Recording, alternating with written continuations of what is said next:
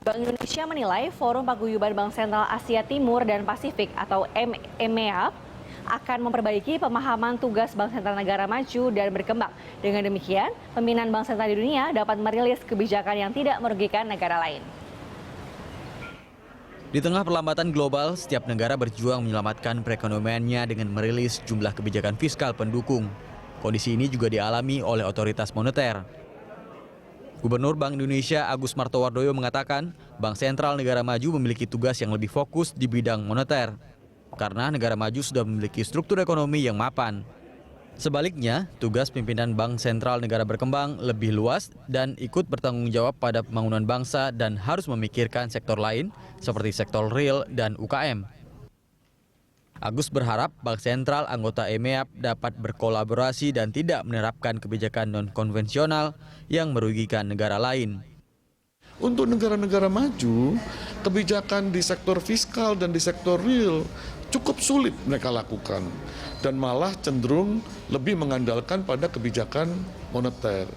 Untuk negara-negara berkembang, kita melihat seperti Indonesia komitmen untuk melakukan perbaikan tidak hanya di kebijakan moneter, tetapi juga kebijakan sektor fiskal dan sektor realnya berjalan dengan baik. Nah, kita upayakan ke depan ini akan bisa menghasilkan yang lebih baik, lebih konkret bagi ekonomi Indonesia. Sementara ekonom Bank Permata Joshua Pardede menyarankan Bank Sentral dalam forum komunikasi MEAP saling bertukar informasi. Langkah ini untuk menghindari kebijakan berdasarkan informasi yang asimetris. Menurut Joshua, 11 bank sentral dalam forum ini rentan pada dampak kebijakan moneter Jepang dan Tiongkok serta pengaruh kenaikan suku bunga The Fed. Ya, sejauh ini kami melihat memang partner-partner yang tergabung dalam MEAP ini memang salah satunya yang karakteristiknya juga hampir sama ya dengan Indonesia, gitu di emerging market ya.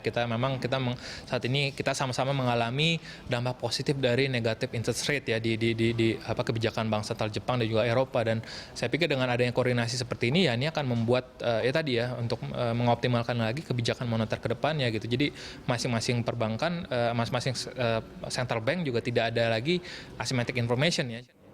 Setiap negara memerlukan kebijakan fiskal dan moneter yang selaras untuk menjaga stabilitas sistem keuangan di tengah potensi konflik kebijakan antara negara maju dan negara berkembang.